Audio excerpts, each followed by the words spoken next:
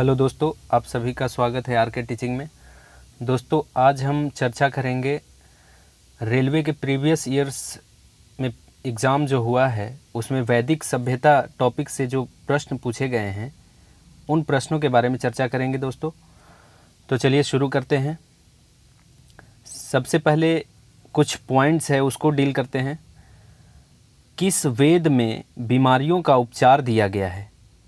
किस वेद में बीमारियों का उपचार दिया गया है? तो अथर्व वेद में दिया गया है। किस वेद में दिया गया है? अथर्व वेद में दिया गया है। बीमारियों का जो उपचार है वो अथर्व वेद में दिया गया है। अगला है सत्यमेव जयते का अर्थ क्या है? तो सत्य की ही विजय होती है। सत्यमेव जयते का अर्थ जो है वो होता है सत्य की ही विजय होती है। भारत का राष्ट्रीय आदर्श वाक्य सत्यमेव जयते अर्थात सत्य की हमेशा विजय होती है किस प्राचीन भारतीय शास्त्र का उद्धृत एक मंत्र है?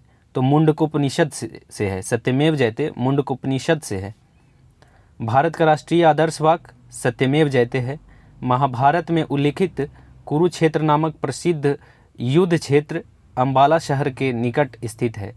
जो कुरुक्षेत्र नामक प्रसिद्ध जो युद्ध क्षेत्र है वो अंबाला शहर के निकट है। धर्म का विपरीत क्या होता है? अधर्म होता है। और बौधायन, मानव, आपस्तंभ और कात्यायन कौन थे? तो प्राचीन भारतीय गणितज्ञ थे। बौधायन, मानव, आपस्तंभ और कात्यायन जो थे वो भारतीय गणितज्ञ थे। अब जो पूछे गए प्रश्न हैं उस पे नज़र डालिए। सबसे पहला प्रश्न है भारतीय पटल पर आर्य लगभग ... के बीच उभरे। तो भारतीय पटल पर आर्य जो है ऑप्शन दिया हुआ है 3000 से 2500 ईसा पूर्व, बी में है 2500 से 2000 ईसा पूर्व, सी में है 300 से 250 ईसा पूर्व और डी में है 322 से 185 ईसा पूर्व। तो ये जो प्रश्न है वो ऑप्शन के अनुसार गलत है। इसमें व्याख्या किया गया है कि भारत में आर्यों का आगमन 1500 ईसा पूर्व में हुआ था। ये भारत में आकर सप्त सैंधव प्रदेश में बस गए थे। उत्तर वैदिक काल में इनका विस्तार गंगा नदी के क्षेत्र तक हो गया था। प्रश्न में कोई विकल्प सही नहीं है। तो याद रखिएगा दोस्तों, आर्य जो लगभग आए थे वो 1500 ईसा पूर्व में आए थे। तो ऑप्शन इसमें नहीं दिया हुआ है, तो इसीलिए इस क्वेश्चन को गलत माना गया था। अगला है आर्य कब भारत में आए थे? तो 1500 से 1000 ईसा पूर्व। आर्य लोग भारत में कहाँ से आए थे? तो मध्य एशिया से आए थे। आर्य लोग भारत में मध्य एशिया से आए थे। आर्य भारत में किस रूप में आए थे? तो आक्रमणकारी के रूप में आए थे। आर्य जो थे वो आक्रमणकारी के रूप में आए थे।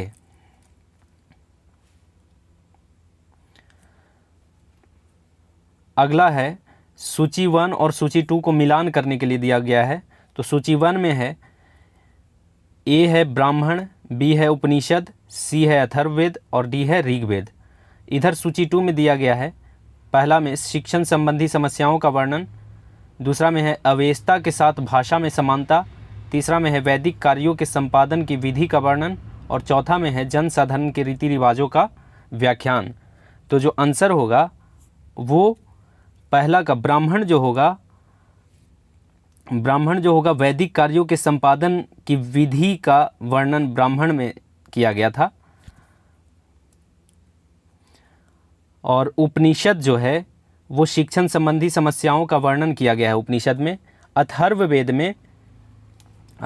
में जनसाधारण के रीति रिवाजों का व्याख्यान किया गया है और ऋग्वेद में जो है वो अवेस्ता के साथ भाषा में समानता का वर्णन किया गया है। तो ऑप्शन बी हो जाएगा। अगला है जादू टोना का अध्ययन किस वेद में किया जाता है? तो जादू टोना का अध्ययन जो है ब्राह्मण ग्रंथ अथर्ववेद में जो है रीति रिवाज के बारे में वर्णन किया गया है, जैसे जादू टोना, चिकित्सा इत्यादि।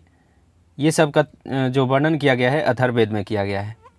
अगला है वैदिक युग के लोगों के द्वारा सर्वप्रथम किस धातु का प्रयोग किया गया था? तो वो है तांबा का। वैदिक युग के लोगों के द्वारा सर्वप्रथम तांबा का प्रयोग किया गया था।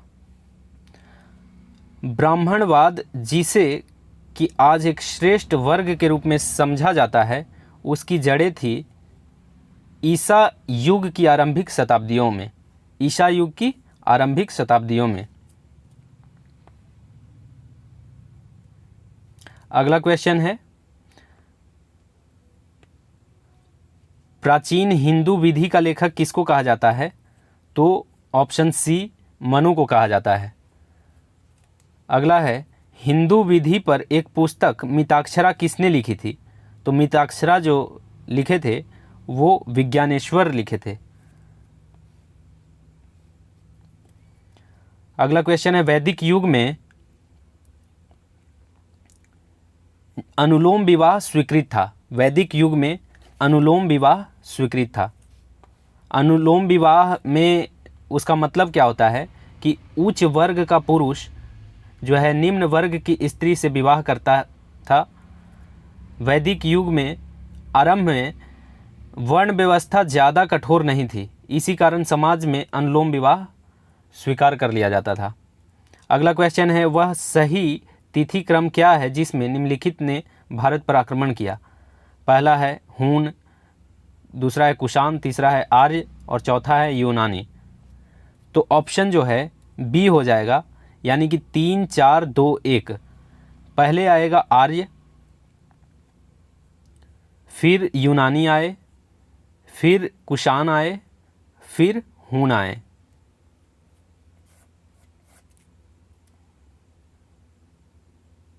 अगला क्वेश्चन है 16 नंबर, स्कंद पुराण में गढ़वाल को किस नाम से जाना जाता है?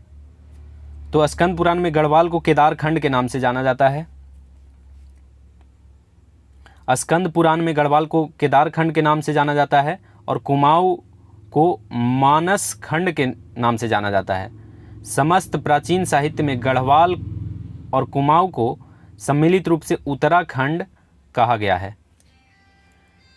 17वां क्वेश्चन है दोस्तों, शब्द निष्क का अर्थ वैदिक काल में आभूषण था जिसका अर्थ बाद में प्रयोग हुआ निम्न रूप है।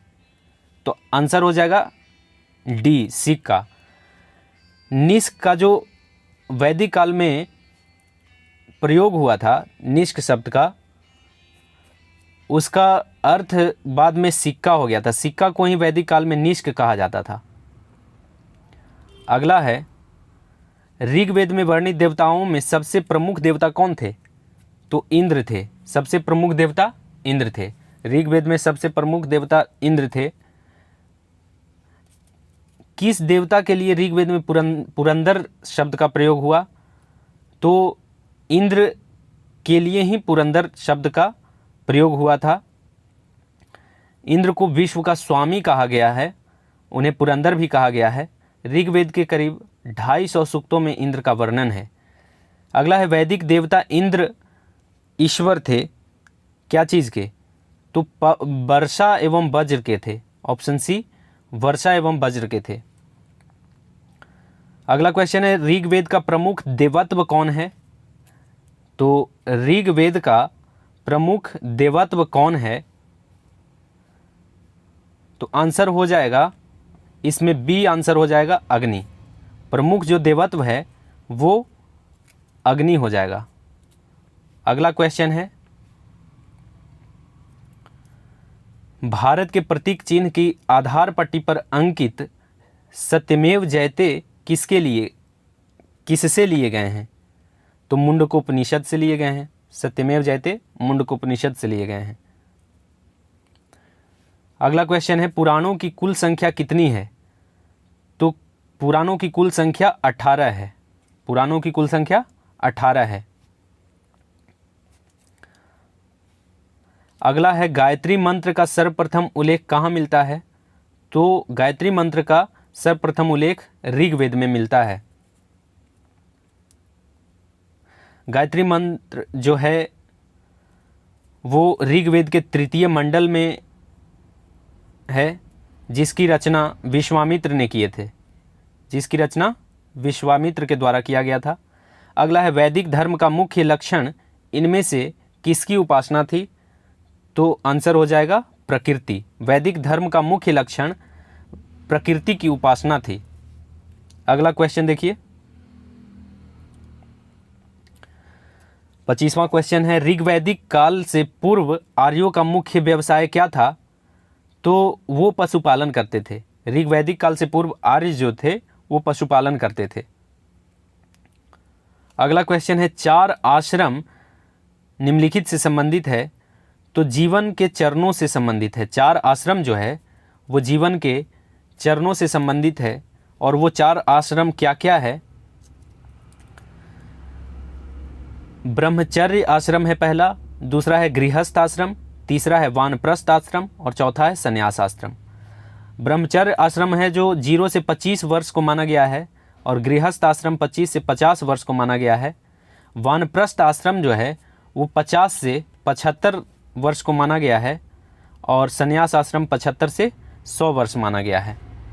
चारों आश्रमों का जो वर्णन है वो जाबालोपनिषद में मिलता है, जाबालोपनिषद में, याद रखिएगा। अगला है वैदिक साहित्य में प्रयुक्त ब्रीहि शब्द का अर्थ है क्या है? तो ब्रीहि जो है वो वैदिक साहित्य में चावल को कहा जाता था, चावल को। और गेहूं के लिए गोधूम शब्द का प्रयोग किया जाता था। ब्रीहि चावल को कहा जाता था, और तंदूल भी चावल को कहा जाता था, और गेहूं को गोधूम कहा जाता था, याद रखिएगा। अगला है पाणिनि किस विषय के प्रसिद्ध विद्वान थे?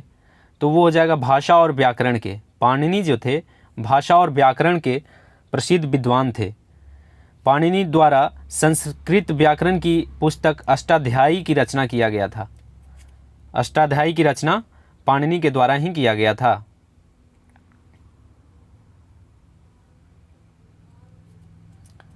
आर्य समाज जो है वो कितने वर्णों में विभाजित था? तो हो जाएगा आंसर 4 वर्ण। आर्य समाज 4 वर्णों में विभाजित था। कौन कौन से वो वर्ण थे? तो ब्राह्मण थे, क्षत्रिय थे, वैश्य थे और शूद्र थे। ब्राह्मण, क्षत्रिय, वैश्य एवं शूद्र। तो आर्य समाज कुल 4 वर्णों में विभाजित था। अब कुछ इंपॉर्टेंट पॉइंट दिया गया है, उसको देखते हैं। ऋग्वेद के समय काबुल को कुभा कहा जाता था, याद रखिएगा, काबुल को कुभा कहा जाता था। और ऋग्वेद में 1028 सूक्त या श्लोक हैं। तो ऋग्वेद में 1028 श्लोक हैं। प्रारंभिक वैदिक आर्यों का धर्म मुख्यतः प्रकृति पूजा और यज्ञ ज्ञान था।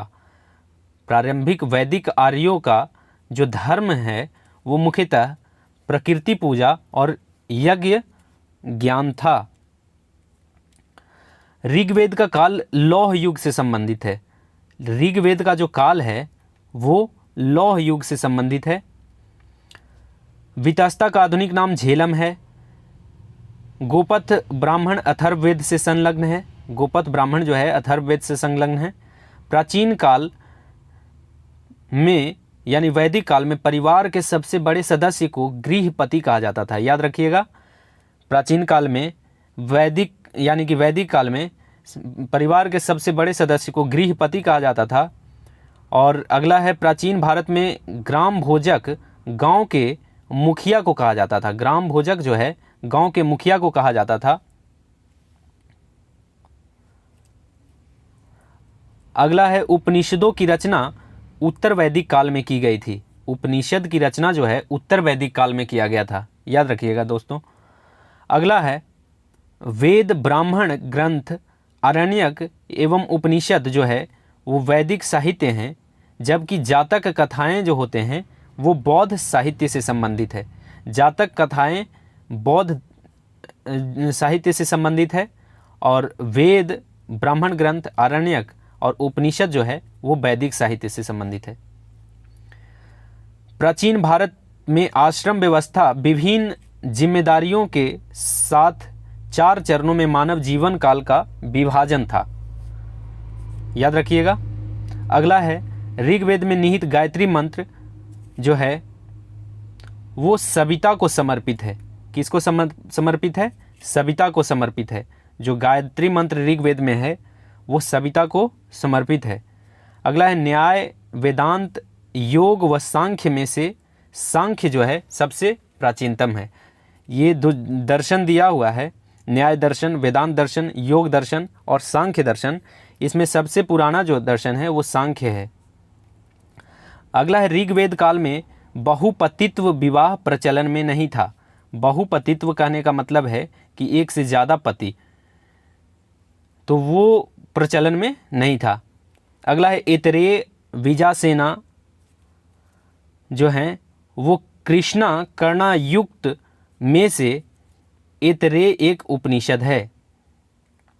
अगला है संसार ईश्वर है और ईश्वर मेरी आत्मा है। ये उपनिषदों में कहा गया था, उपनिषद में कहा गया था कि संसार जो है ईश्वर है और ईश्वर मेरी आत्मा है। अगला है प्राचीन भारत में अश्वमेध यज्ञ जो है राजा की श्रेष्ठता स्थापित करने के लिए किया जाता था। राजा की श्रेष्ठता को स्थापित करने के लिए अश्वमेध यज्ञ किया जाता था। अगला है आश्रम व्यवस्था में ब्रह्मचर्य को प्रथम चरण माना जाता है। ब्रह्मचर्य को प्रथम चरण माना जाता है। चारों आश्रम जो व्यवस्था किया गया था उसमें प्रथम जो अवस्था है वो ब्रह्मचर्य को माना गया है। अगला है प्राचीन भारत में वर्ण व्यवस्था के अंतर्गत वैश्य की भूमिका जो थी वो व्यापार और कृषि कार्य को संपन्न करना था। वैश्य का जो भूमिका जो था वो व्यापार और कृषि कार्य को संपन्न करना था। ब्राह्मण, क्षत्रिय, वैश्य एवं शूद्र 4 भारतीय वर्ण हैं, जबकि वैश्विक वर्ण नहीं है। अगला है किंवदंती राजा भरत जिनके नाम पर हमारे देश का नाम भारत पड़ा, उनके पिता का नाम दुष्यंत था। तो किंवदंती राजा भरत जिनके नाम पर भारत नाम पड़ा अपने देश का, उनके पिता का नाम दुष्यंत था। अगला है भारतीय दर्शन मीमांसा के संस्थापक जैमिनी को माना जाता है। मीमांसा दर्शन का संस्थापक जैमिनी को माना जाता है, याद रखिएगा। अगला है महाभारत का मूल नाम जय संहिता है। महाभारत का मूल नाम क्या है? तो जय संहिता है। अगला है हिंदू धर्म का पारंपरिक, प्राचीन तथा सनातन धर्म माना जाता है। हिंदू धर्म को पारंपरिक, प्राचीन तथा सनातन धर्म माना जाता है। तो इस वीडियो में इतना ही। पूरा वैदिक सभ्यता से जो पिछले कई वर्षों में रेलवे में प्रश्न पूछा गया था वो हम लोग सारा डील कर लिए हैं। तो मुझे उम्मीद है कि ये वीडियो आपको अच्छा लगेगा। तो अगर अच्छा लगे तो चैनल को सब्सक्राइब करें और दोस्तों के साथ शेयर करें। फिर मिलते हैं अगले वीडियो में, तब तक के लिए नमस्कार।